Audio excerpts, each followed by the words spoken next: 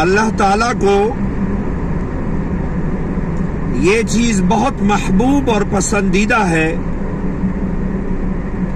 کہ ایمان والا اپنی اولاد کو نصیحت کرے. چنانچہ جن نیک لوگوں نے اپنی اولاد کو نصیحت فرمائی ہے، اللہ تعالیٰ نے ان کی نصیحت کو ریکارڈ کر کے قرآن مجید کے اندر قیامت تک کے لیے نشر فرمایا ہے. اور اللہ نے ہمیں یہ ترغیب دی ہے کہ جیسے یہ لوگ اپنی اولاد کو نصیحت کر رہے ہیں، اے ایمان والو تم بھی اپنی اولاد کو نصیحت کرو. چنانچہ سورہ لقمان میں آپ پڑھیں گے کہ حضرت لقمان علیہ السلام اپنے بیٹے کو نصیحت فرما رہے ہیں. اللہ تعالیٰ کو یہ نصیحت اتنی محبوب اور پسندیدہ ہے کہ اللہ تعالیٰ نے اس کو قیامت تک آنے والے انسانوں اور مسلمانوں کے لیے روشنی بنا کر اور سبق بنا کر نازل کیا ہے کہ تم بھی اپنی اولاد کو یہ نصیحت کرو. حضرت لقمان علیہ السلام نے کیا نصیحت فرمائی؟ وہ اپنی اولاد کو، اپنے بیٹے کو بتا رہے ہیں کہ یا بنیا، پہلی نصیحت یہ کی کہ یا بنیا، اے میرے پیارے بیٹے، لا تشرک باللہ، اللہ کے ساتھ کسی کو شریک نہ بنانا. ان الشرک لظلم عظیم، یقیناً شرک بہت بڑا ظلم ہے. اور پھر آگے چل کے حضرت لقمان علیہ السلام اپنے بیٹے کو نصیحت کر رہے ہیں کہ یا بنیا، اے میرے پیارے بیٹے، اقیم الصلاۃ، نماز قائم کرتے رہنا، نماز پڑھتے رہنا. وَأْمُرْ بِالْمَعْرُوفِ وَانْهَ عَنِ الْمُنْكَرِ، تبلیغ کرتے رہنا.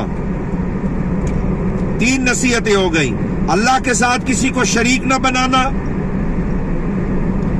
اللہ کی زمین پر نمازی بن کر رہنا،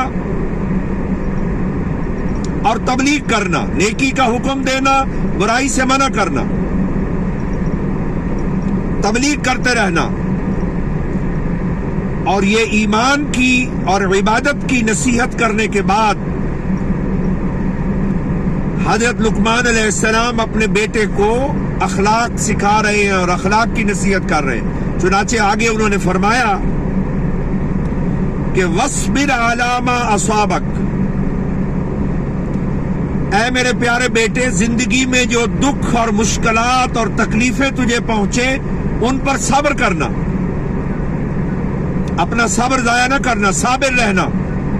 تکلیفیں بہت آئیں گی زندگی میں، الجھنیں آئیں گی، صابر رہنا. ان ذالک من عزم الامور، یقیناً یہ بہت ہمت والے کام ہیں. یعنی توحید پر جمے رہنا، توحید پر کمپرومائز نہ کرنا،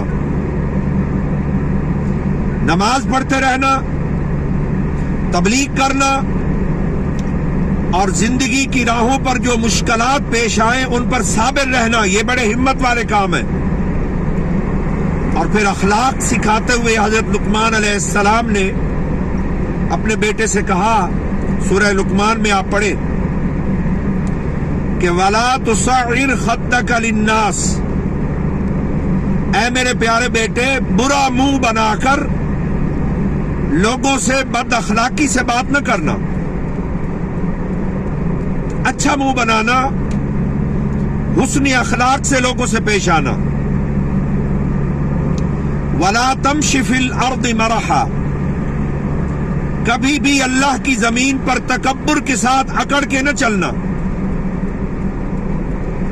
إِنَّ اللَّهَ لَا يُحِبُّ كُلَّ مُخْتَالٍ فَخُورٍ، یقیناً اللہ تبارک و تعالی کسی شیخی بگاڑنے والے اور غرور کرنے والے کو پسند نہیں کرتا.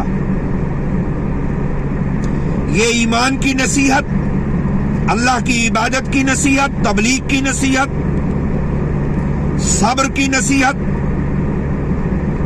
اور حسن اخلاق کی نصیحت،